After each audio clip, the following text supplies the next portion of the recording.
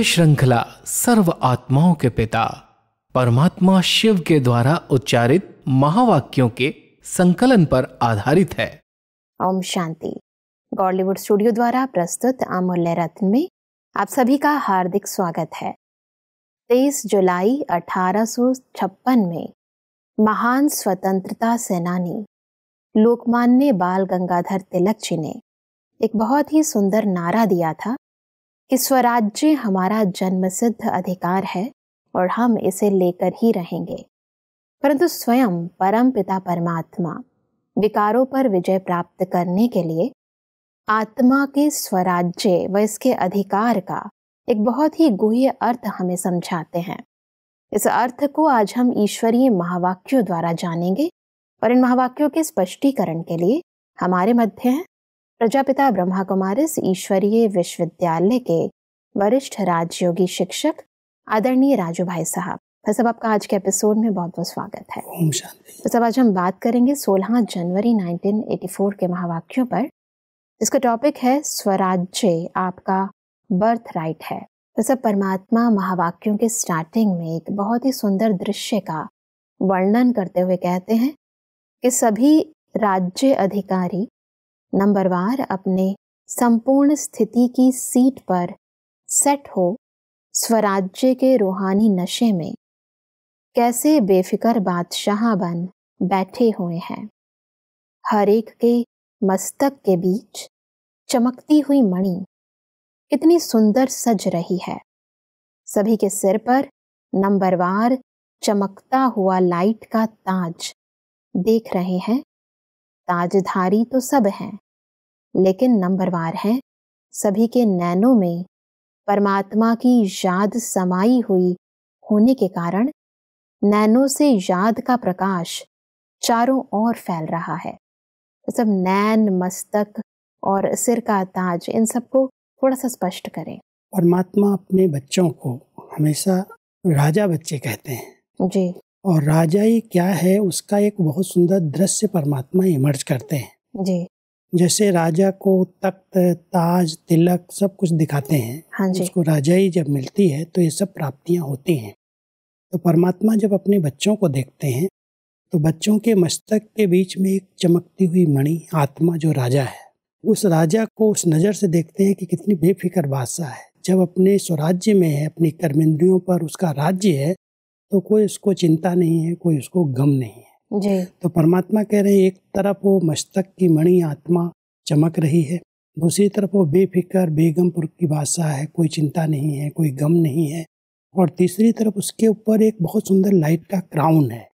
क्योंकि जितनी आत्मा अपने शुद्ध स्वरूप में, पवित्र स्वरूप में रहती है, उसकी संकल्प शक्ति के आधार से एक पवित्रता का ओरा बनता है, जिसको आभा मंडल कहते हैं।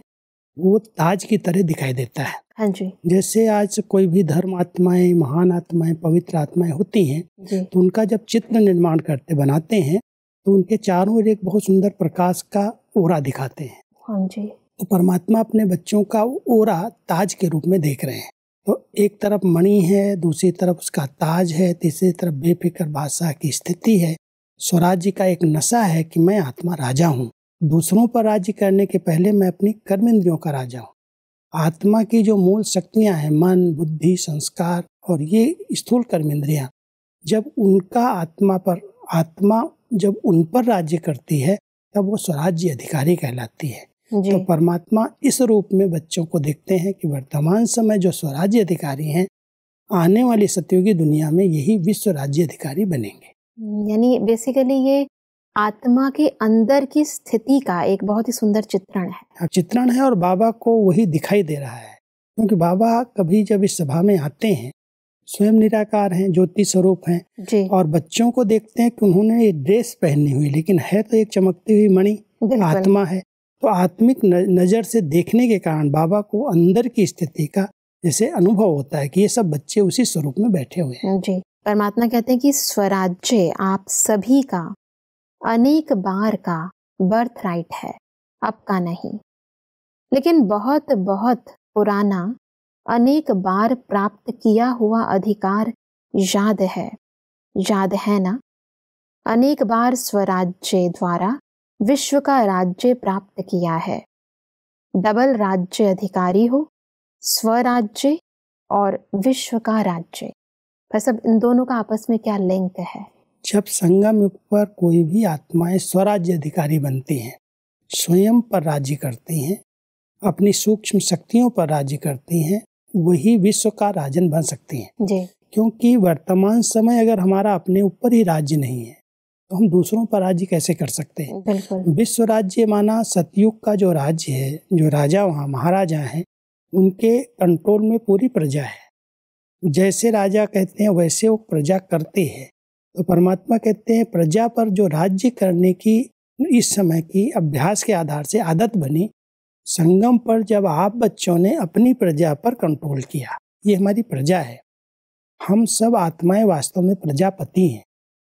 ये जो कर्म इंद्रियां हैं वो हमारी प्रजा हैं और इस प्रजा पर जिसने राज्य कर लिया वो राजा वर्तमान समय स्वराज्य अधिकारी कहलाता है और भविष्य में उसको विश्व का राज्य मिलता है। सारी प्रजा उसका कहना मानती है। जी, परमात्मा इसीलिए कहते हैं कि स्वराज्य सदा के लिए राजयोगी स्वराज्य अधिकारी बना देता है।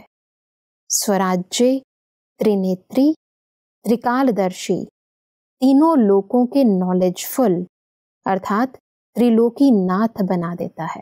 मतलब स्वराज्य का त्रिनेत्री, त्रिकालदर्शी और त्रिलोकी नाथ से क्या लिंक है, स्पष्ट करें।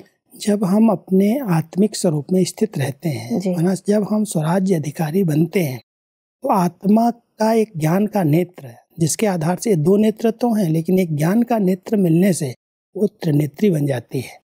और साथ साथ परमात्मा हम बच्चों को आत्मिक स्थिति में जब स्थित करते हैं तो आत्मा कैसे सृष्टि चक्र के अंदर पार्ट प्ले करती है, त्रिकालदर्शी, तीन काल क्या है, उसका आदि क्या है, मध्य क्या है, अंत क्या है, वो नॉलेज फुल बन जाती है।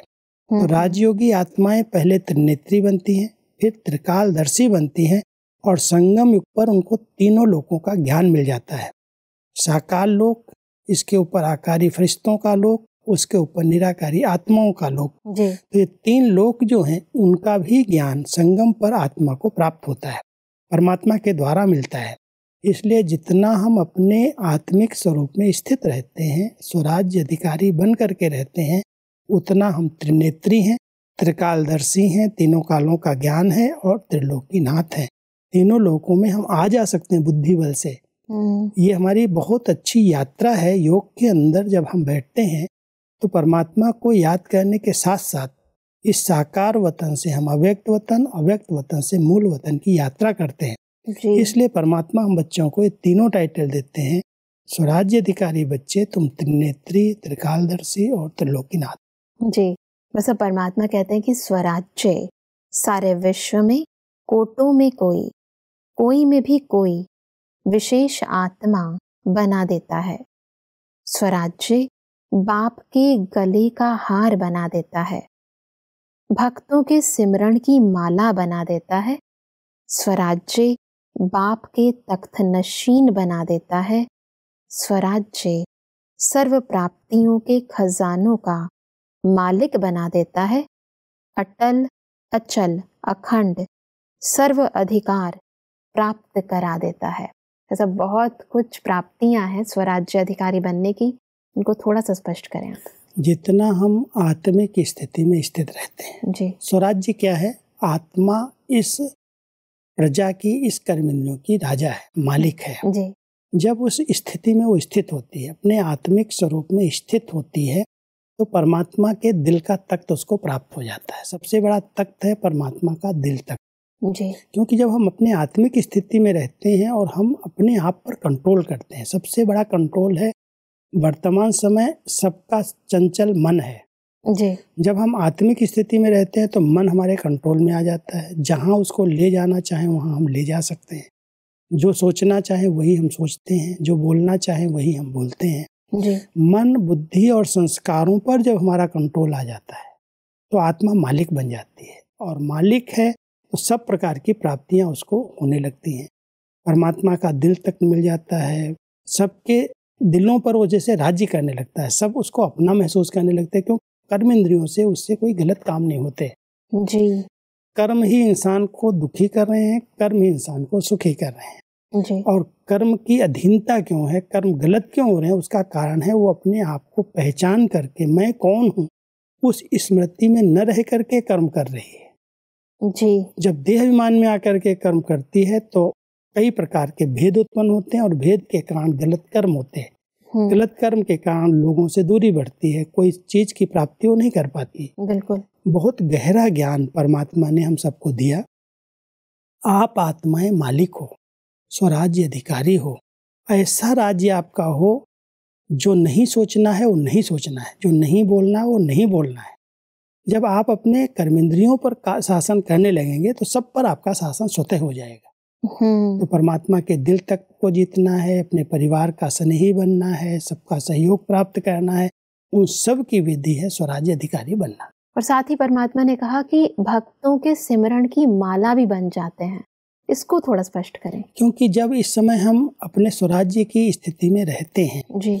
तो कई आत्माएं उस तरह का अनुभव करने लगती, साक्षात्कार करती जी। जो भक्त तैयार होते हैं इस संगम पर भावना के आधार से तैयार होते हैं। उन आत्माओं में उनकी इतनी भावना हो जाती है कि इनकी दृष्टि से, इनके बोलने से मुझे ये प्राप्ति हो गई। जी। तो जैसे इस संगम पर वो संस्कार उस आत्मा के अंदर भर गए भावना के आधार से, और फिर जब भक्ति काल शुरू होता है तो उसी भक्ति काल में जब वो आत्माएं आती हैं तो उसी नज़र से उनका सुमिरन करती हैं, किस आत्मा ने मुझे इतने साक्षात्कार कराए, इतने अच्छे अनुभव कराए। तो जैसे स्वराज्य अधिकारी आत्मा उनके सुमिरन की माला के दाने बन जाते हैं। वो अनुभव होने लगते हैं कि इन आत्माओं के द्वारा हमें इतनी अच्छी अच्छी अनुभूतियाँ हुई हैं, यही हमारे इष्ट हैं, यही हमारे देव आत्माएं हैं, उनको ही वो मानने लगती हैं। जी। इसलिए परमात्मा कहते हैं जब आप बच्चे संगम युग पर स्वराज्य अधिकारी बन करके रहते हो तो इस समय जो आत्माएं अनुभव करती हैं, जब वो फिर से भक्ति काल में आती हैं, सुमिरन करने लगती है, आपकी माला का, नाम का माला का जाप करने लगती जी। और उसी आधार से उनको अनुभव और प्राप्तियां होती हैं। बिल्कुल। परमात्मा हमसे कहते हैं कि मैं कौन, यह पहेली अच्छी तरह से जान ली है ना।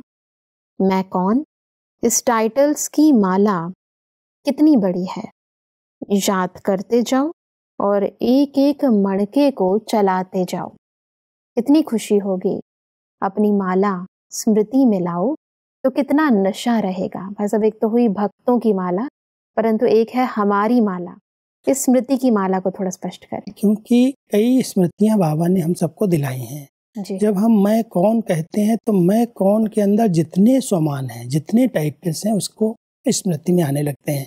केवल मैं आत्मा नहीं हूँ, मैं कौन सी आत्मा हूँ, मैं देव आत्मा हूँ, महान आत्मा हूँ, भक्तों की इष्ट आत्मा हूँ, पूर्वज आत्मा हूँ, पूजी आत्मा हूँ। तो जब हम मैं कौन की पहली हल करते हैं, मैं कौन हूँ, तो कई प्रकार के स्वमान की जैसे माला आ जाती है। अपनी विशेषता है, जो सेवाएं संगम पर हम सबने की हैं, जिस प्रकार की हमने अपनी स्थिति बनाई है, उसी स्मृति में हम जब स्थित होते हैं तो जैसे माला के रूप में मैं आत्मा इतना श्रेष्ठ कार्य करके परमात्मा की भुजा बन गई, उनकी मस्तक मणि बन गई, उनके नयनों का नूर बन गई। एकदम अनेक प्रकार के समान स्मृति में आने लगते हैं। जैसे वो माला हमारी अंदर अंदर सुमिरन होने लगती है। तो परमात्मा कहते हैं जब मैं कौन हूँ ये कहते हो, केवल मैं आत्मा हूँ यही नहीं, मैं कौन सी आत्मा हूँ वो स्मृति आती है, उसका स्मरण होता है, वही जैसे एक माला बन जाती है। बिल्कुल। परमात्मा कहते हैं कि ऑलमाइटी अथॉरिटी के आगे और कौन सी अथॉरिटी है।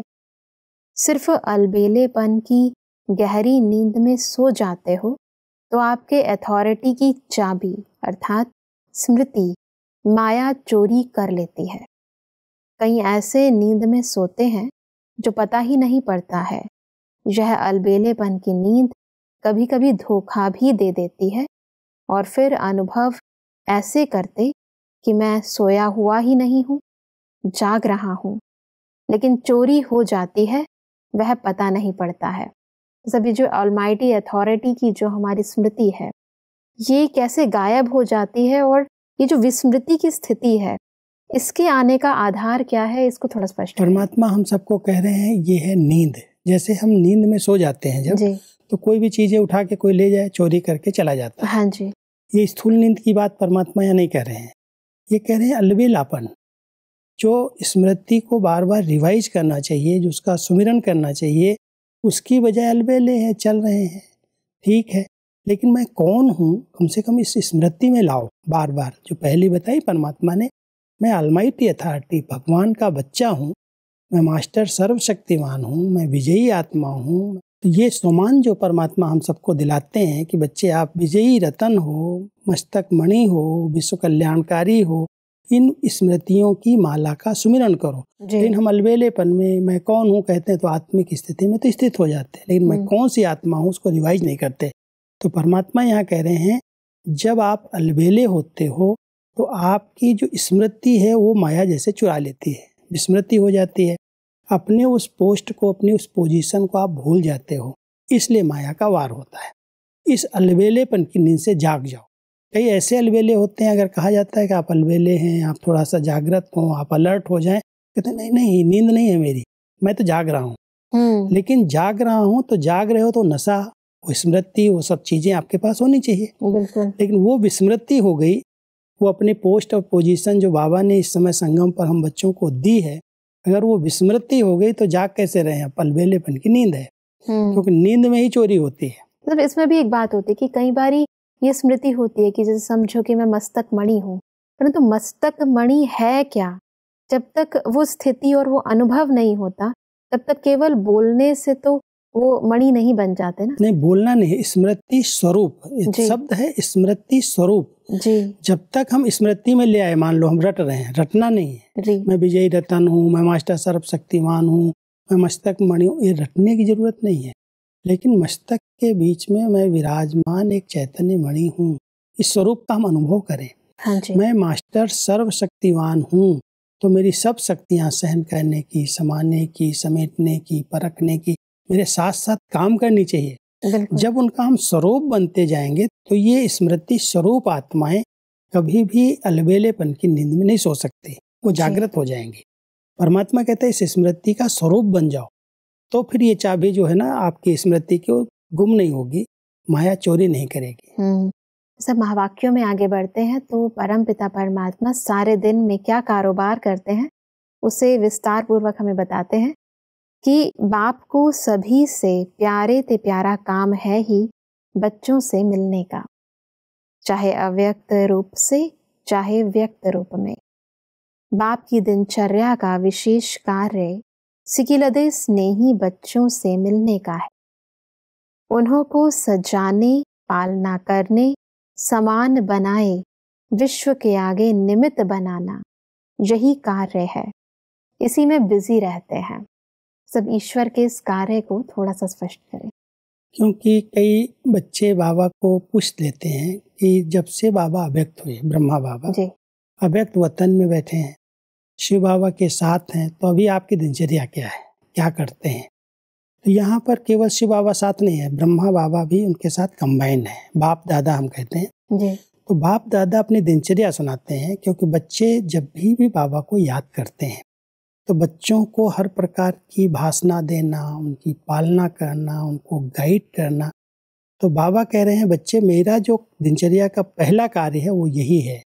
मैं बच्चों को सजाता हूँ, उनको गाइड करता हूँ, उनकी परिस्थितियाँ जो आती हैं उनको गाइड करके उनको पार लगाता हूँ। बाबा की दिनचर्या का पहला कार्य है जी। अव्यक्त वतन में बाप दादा हम बच्चों का ज्ञान से, योग से, गुणों से मिलने का ही कार्य है और सजाने का ही कार्य है।